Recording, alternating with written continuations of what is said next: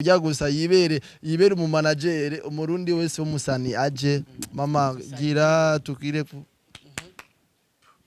mama ngirira shika yafashije abasani benshi yahaye Sadbi yaramuhaye Malare yara Alvin Smith ni benshi nako dufise twobavuga bafizo bose yarabahaye bakidumu yarabahaye urumva bo bose ba Estanish yarabahaye azokwa mabaha n'abandi muze azokwa ba Lolilo yarabahaye abo bose nabagumaha rero ujya ni mama buntu azokwa mabafasha baririmbyi bacu bi Burundi kumbure mu mwegera akiri ngamu kiri kumwe umunsi yidugiye hariya yavuye kazi kanyu wako mutavugwa mwizina nari kumwita Imana mubimenye nari kumwita Imana brother reka kunjaniranya kwanza bakunzi ba Mijo Talent TV ubameze fresh this is man samara mesh bro uvanga unchole wala bakunzi ba Mijo Talent TV avanga unchole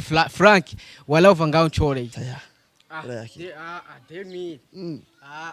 kanda gwe narahawe narahezagiwe hariya Cameraman murivuganye oya mbo umviriza ndagwaye amafaranga sindaguhaye ngo kugushimanga cyangwa gutwenga no nkuko bama babivuga nahawe n'Imana nahawe n'umumarayika NATASHA niwe yampaye reka naje ndaguhe kazi wabami kazi ngahi wachi Burundi nuyo nyene nta wundi mutakogwako mutavugwa kwizina anaje niko ndavuga makosa ndiko ndakora amakosa kora ni mabuja musaba sorry basi ni mabuja ifonda mwubahe icyubahiro niciwe ujya ni mutakogwako mutavugwa marayika marayika murinzi w'abarundi marayika murinzi w'abantu bose marayika murinzi w'abantu bose marayika murinzi w'abantu bashonje barushe abaremerewe bose ni kwa mama NATASHA ni abantu uratwenga sana ndabesha cyane gose ari mu baririmbyi cyangwa se abaririmbyi kazi b'abarundi novuga yuko page zabo zirabwa cyane bivanye n'ibintu bicako NATASHA ewan gusa je no na comedy ujara wali waweka kaboro ko yarakora kora bujya boro achakora kajya kaboro wakabona NATASHA ni ubahe wallahi bro.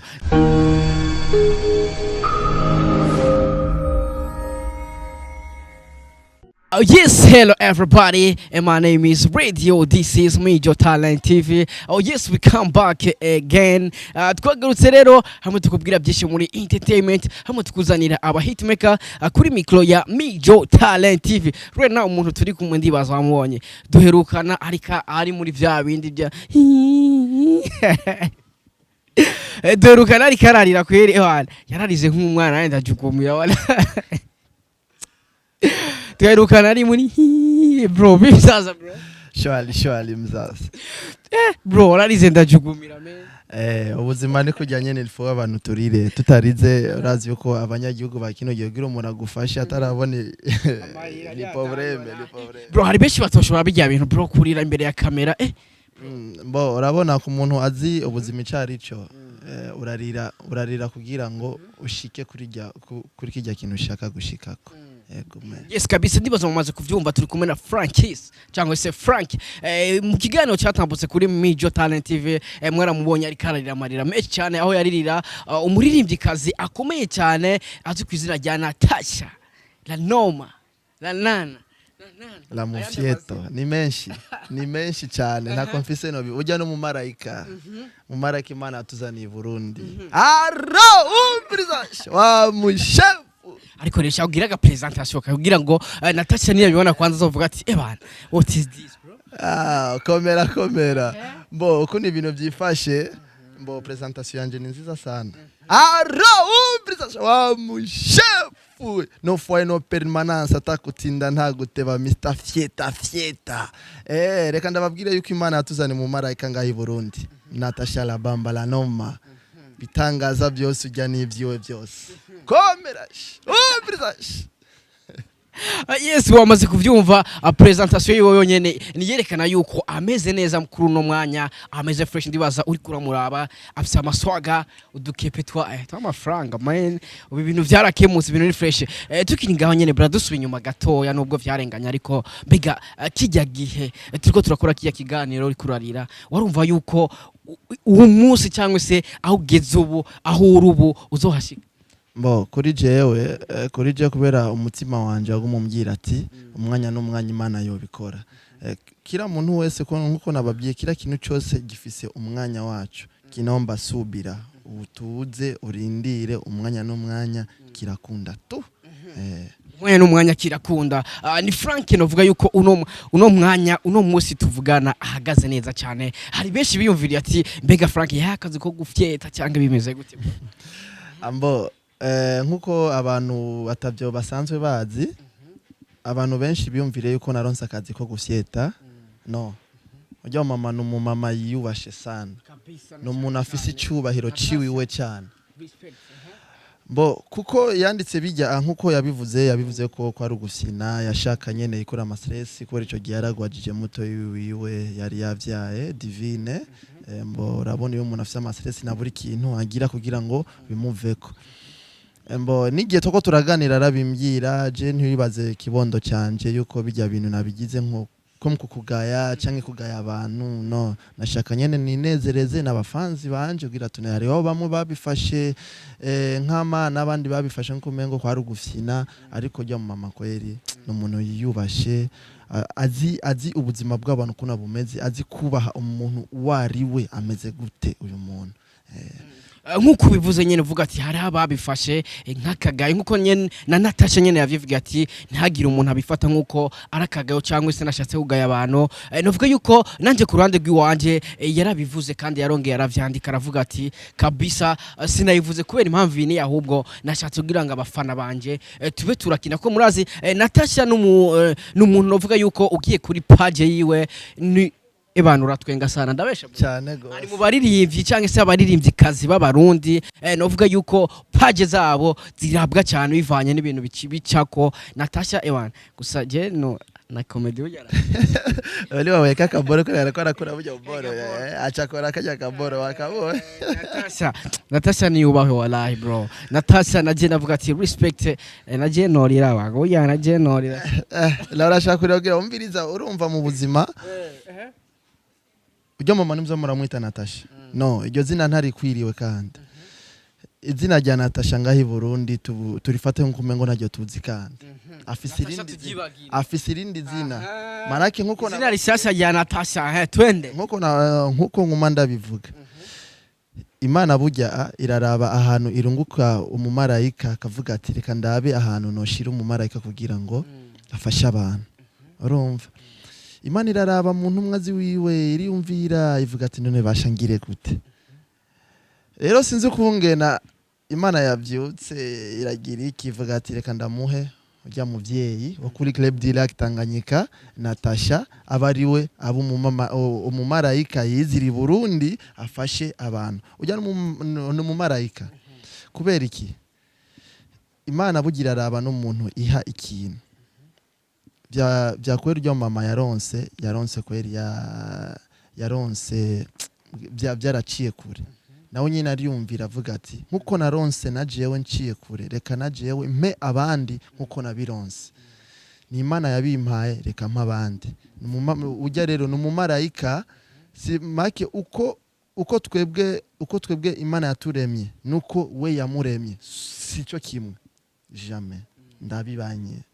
Uko yaremwe nuko twe twaremwe, uko waremwe wewe nuko na je naremwe, na cameraman uko yaremwe n'abandi bose uko baremwe, Natasha siko yaremwe.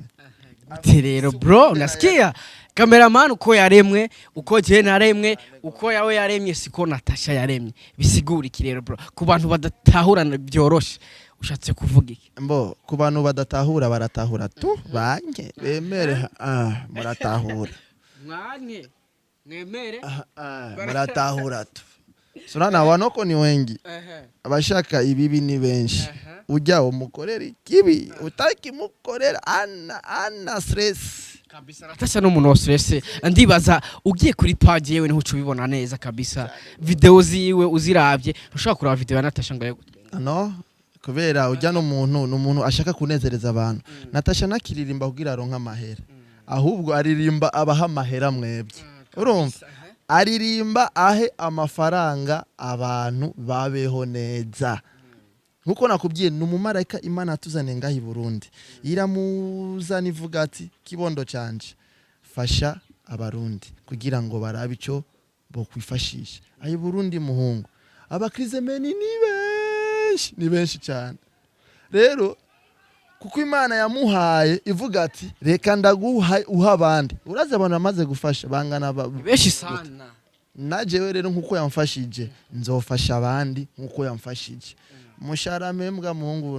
n'umushara ukwiye miliyoni jana wala cameraman asikia ujana duchore rero miliyoni jana kandi urazi ko n'ukwezi kwahetse sasa brother tukiri ngaho nyene kwanza reka tuba twigarukire gatoya novuga yuko bro nama chance wagiriwe bro cyane gose chance wagire ko novuga yuko hari benshi bamakuma meje ugasanga ayo mahigwe ntibayarose yuko Natasha ashobora kubona ibikorwa vyabo ugaca usanga ari busy aragiye hanze ugasanga ntibahe ngombwa ko abona ibikorwa vyabo ariko we novuga yuko wakoze acarabibona direct brother novuga yuko brother iyo vyibutse kwanza bro Imana ikura ku cyavu Imana ikura ku cyavu kandi iraraba uyiwe ntiyomuta naciye mu buzima byinshi bubi bugoye nararonde hirya no hino narakubititse ariko ubuzima bwaranse ariko sinzi ko ngene Imana ivuga ati reka ndabe ko no hujya musore kugira ngo aronke nawo nyene hama Imana kiramukorera ko mu Mana Natasha ujya ni mama wanje ndamufata nk'umuvyeyi wanje kubera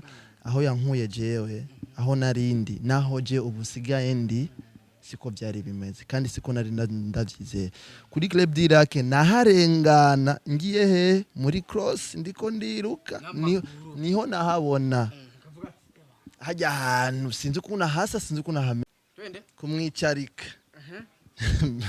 Mana yanje sinzi ko bivuga intebe yiwe aje kwicarako kandi ni sana rirako si sana abandi barirako ico kimenye afise isani do speciale yiwe wenyene n'umufasha wiwe pembeni kila muntu wese agira afise isani yiwe y'abakiriya hamwe niwiwe yiwe ifise ahantu ibikwa ibirimo ahantu nyene itacafura itigera imererwa nabi kandi va bayipimye byose bamaze kuyipima neza ivuga ati nta n'ikintu na kimwe kiriko ninjya ziwe babanza kuzipima n'igipimo ntihagire ikintu aba Babiloni ni benshi bagapima bati sawa birakomeye twara rero yumvire rero uwo muntu wumva uwo muntu yoroshe niko ndababwira rero ujya mu mama ni urundi gwego rusumba izindi nzego kandi hari inzego avuga hari inzego zisumba izindi cyane gose ariko hari abita inzego zisumba izindi banyakubahwa c'est vrai banyakubahwa urabazi ujya ni inzego w'abaririmbyi bose ngahiburu ariko hari umuntu w'umuririmbyi avuga yuko hari wari urwego rusumba izindi mumbwire rero uramuzi ujyanye no avuga yuko abakunzi ba Mijotani TV muramuzi arahonyora urabona ujya atembera ku basani bose hejuru yabo n'umumarayika umumarayika bavuga ko ari urwego no abo si urwego kandi nibazigira babugwego urwego gwiki hari urwego ninde hari na taxi vero yoba afise urwego ninde hari taxi vero afise ndakubaje ubwo gwego hari taxi vero rufise urwego kuri we ni urwego ni mama Natasha Burundi cyubahiro cyacu ahi Burundi umwamikazi w'abamikazi ngahi wacu Burundi nuyo nyene nta wundi mutakogwako mutavugwa kwizina anaje niko ndavuga amakosa ndiko ndakora amakosa kubera ni mabuja musaba sorry basi ni mabuja ifonda mwubahe icyubahiro niciwe ujya ni mutakogwako marayika marayika murinzi w'abarundi marayika murinzi w'abantu bose marayika murinzi w'abantu bose marayika murinzi w'abantu bashonje barushe abaremerewe bose ni kwa mama Natasha mama yangu ivisha kwa na kitambi nakula chakula nataka nginga nshatse umwanya ku mwanya nakula kuku nakula baga njumukeke urumva njumuceri amafrite hari ikintu rero navuze injya na pizza nshaka pizza poulet ndayijya nshaka pizza mukeke ndayijya nshaka pizza nova ndayijya mbe uraza akazi nkora ubu reka ndababwira babimenye ubu genda mu pizza man ubu jewe mbo bari banshize mu gikoni ariko bavuga ati reka turabe kubera abapiza man nibakiya reka tukwigishe ibintu by'amapiza kugira ngo uzoze urabikora ubu genda mu pizza man akomeye kandi akomeye nuko nguma ndababwira naho nyene ankurikirana ku mwanya ku mwakibo agenda akabaza inzego ebana umuhungu wanje byifashe gute ageze kuri runo rwego ukuntu ambaye ati sawa nubwo naronka umwanya no kuganira nawe ariko hari ibintu bimwe agenda mfasha ababwira ati abashefu mu mwereke ibi nibi kugira ngo nshaka yuko amenya umunsi n'isansi nyiki kontra kandi umunsi nasinye kontra nzobahamagara mu vyibonere 10 million pam kwa naziona ndanunua gari ndauza nyumba nzomuchapako nzomuririmba nzomuhayagiza urasi kuririmba abo hazomuri urasi kuririmba nk'akarimbo maze nk'akantu gato umaze kwandika kuri NATASHA yo mana yanje aga freestyle gato bo aka freestyle genda zikarahari kandi numunsi n'isaha muzokumva numunsi n'isaha uzokumva ariko kuri ya ndirimbo yiwe yavuze ati mpagaze ngaha dushimira Imana kuko ngira ngo ujya mama ahubwo ibintu by'imiziki ashaka kabiheba ujya gusa yibere mu manager umurundi wese w'umusani aje mama gira tukire mama ngirira shika yafashije abasani benshi yahaye Sadbi yaramuhaye amalare yara Alvin Smith ni benshi nako dufise twobavuga bafizo bose yarabahaye bakidumu yarabahaye urumva bo bose ba Estanish yarabahaye azokwa mabaha nabandi muze azokwa balolilo yarabahaye abo bose nabagumaha rero ujya ni mama buntu azokwa mabafasha baririmbyi bacu bi Burundi kumbure mu mwegera hirika akiri ngamu kiri kumwe umunsi yidugiye hariya yavuye kazi kanyu mutalia mutabakia atacho mwokora ndakubeshera iki urabona rero i Burundi wacu abaririmbyi ni benshi bararirimba ego vya vrai bararirimba ariko nta don bafise nk'ijya mama NATASHA. Mama NATASHA afise don nyinshi cyane. Umumarayika wacu Imana yamuhaye ibintu byinshi kuko sino bivuga ngo ndabimare. Hahiriwe abana biwiwe, hahiriwe inshuti ziwiwe, hahiriwe umuvyeyi yamuvyaye kuko yaribarutse yaravyaye umwana. Nikibondo kitagira kumwe na kicovugwa aho yavuye uruzogi rwiwiwe negwapfuye gusa kuko ujya mu mama manake namashimwe akwiriwe gushimwa yongerezwe amashimwe. Jewe sinkubeshe ndabivuze imbere y'abantu muvyumva. Jewe Frank Mr Fieta jewe Frank no foi no permanence jenzo kubaka monima yanje mu rugo rwanje, monima ya mama NATASHA. Aha mu rugo rwanje nzoshirako monima yiwe ndayishireho abantu bose baza bakaraba. Urabona kujya bamwubakiye nyakubahwa nyakwigendera Rudoviko kwa Gasore hamwe na ni benshi babagira monima ariko nagiye ujya nzomugirira monima yanje mu rugo rwanje hamwe ndenganye nubahiriza icyubahiro ciwiwe, nubahiriza icyubahiro ciwe kuko aho ngeze ubujewe naho narindi biratandukanye, biri très différent. Byo mama ararenze cyane. Ubujewe no shobora kugenda mu gatondo kare nzinduka kare nyigira ubuje nsigaye ntegera umuduga byo murabizi. Ubuje nsigaye ntegera umuduga nkahagarara nasobetse fresh meze neza kira muntu wese Frank meze neza yego ndashima nababandi batandamutse ubu Frank ni sawa yego ni sawa hivi mutanisalimia umwaka mutanisalimia sana bo iyo nshitse hajya akuri kote bunda poesha umudugu kaza ukadepoza aho burindiriye nde Frank ashike ari akajyango rero ari akantu kuguruka jewe wamengo nabonye nk'igitangaza mvuga ati uyu ni jewe cyangwa si jewe umunsi wa mbere numva kagasoderi ko ngo mvuga ati rero karaba ni jewe kweri ninje ngo karibu nyakuba bambye ati karibu nyakubahwa cyangwa bitaka mask kanje ndinjira indani cyandagenda wako mutavugwa mu izina nari kumwita Imana mubimenye nari kumwita Imana brother reka kunjaniranya kwanza bakunzi ba Mijo Talent TV ubameze fresh this is man samara mesh bro uvanga unchole wallahi bakunzi ba Mijo Talent TV avanga unchole Frank wala uvanga unchole derukana uri kurarira gure musikura twega nangire kugira unyemeze wallahi bro uvanga unchole cameraman ko tayari avanga duchole cameraman ndabesha avanga duchole bro korayo wallahi kola kacha twugara ikiganira ariko korayo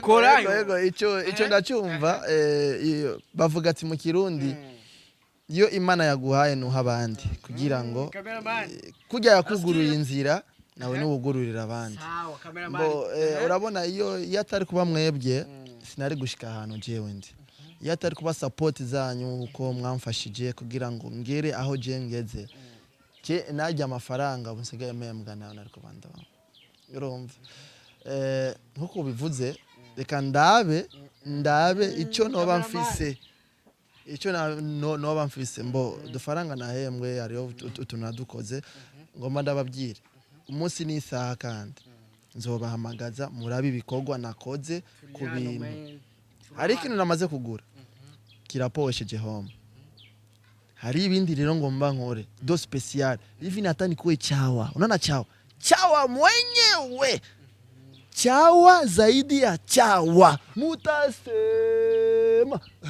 mutachoka duchore bro duchore ndakuchorea usiwe na problem usiwe na problem nitakuchorea kwa mama bunu kwa mama Natasha maraika murinzi wacu amarari sesa umviriza njya mu gatondo umulete Maki bambwira ati kibondo cyacu ushaka kugiki aho uyo rero hari umusista dukorana yitwa Dodo ambwira ati Frank ufungura iki umusista bro sayo kubu duchore bro duchore nagwecho sikiwaza cameraman nundabe mutse nije nachoresheje wala urabona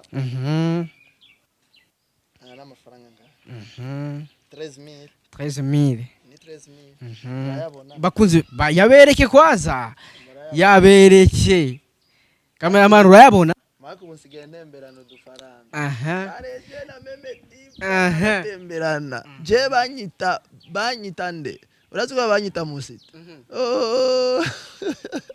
sana y'amafuso bro reka mbo je reka ndaguhe basaya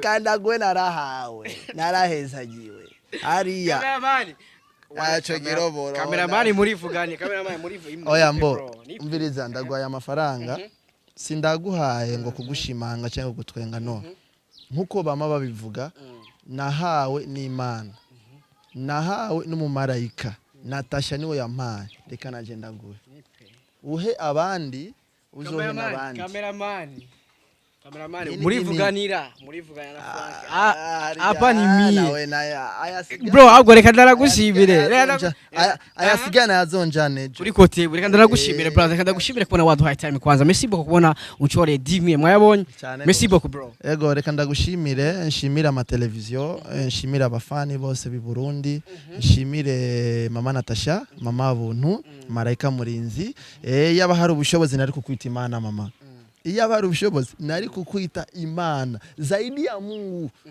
juwe cyubahiro ni cyawe merci beaucoup bro reka ndakuririmbire ngomagaze nga dushime niwo mwami w'abami dushimwe mwibubamfu iburyo yo nindiri mushasha merci beaucoup bro yes bakunzi ba Mijo Talent TV wakurikiranye interview ndibaza wabonye banchore 10000 francs merci beaucoup bro big up sana kwanza ndaje jona huzo mavemi iyeje tani iyeje karahe icyo nibagiwe hari abantu ntashimiye bantu bamfashije reka nshimire Starboy ni wubahwe kabiri gatano indwi wowe ndagukunda sana Starboy. Reka nshimire hamwe na manager wa bien Papa King wa bien yo ni Ihuriro TV. Timu yose Ihuriro TV ndabakunda cyane n'abantu bamfashije banguye inyuma. Reka nshimira abagenzi banje bose yo bava bakagera karidito bro. Kuvukira mu kinama n'umugisha. Reka nshimire Wakalight TV, CEO wa Wakalight TV, Akazi yaramfashije sana. Reka nshimire na Mijo Talent kabisa. Mijo Talent mwaramfashije sana kuko muri abantu b'icyubahiro. Reka nshimire n'abantu bose dukorana kuri Club Deal ya Tanganyika n'abantu nkunda sana. Dodo ndagukunda cyane waramfashije mama. Reka nshimire na chef wanje nemera cyane Domingo umushefu nemera sana, umushefu de cuisinier hamwe na Karim. Bonjour papa. Yes brother, reka ndagushimire. Oya sigaye ngorana n'abazungu. Yes bro. Reka tuzobigarukeho kwanza bro. Bose kandi abashimire papa Vincent mwese ndabakunda. We love you so much. Yes. Reka ndakubitse gukora subscribe wewe wabikoze. Big up sana utarabikora vraiment. Yubagire gukora subscribe kuri Mijo Talent TV. Ndibaza wabonye Frank Achore 10,000. Cameraman. 10,000. Man irahezagira. Yes, wewe wabikoze rero big up sana utarabikora bikora right now. Yari Mr Radio kuri mikro ya Mijo Talent TV. We love you so much. Dusubire ubutaha. Ciao ciao. Peace. Kora subscribe. We love you so much.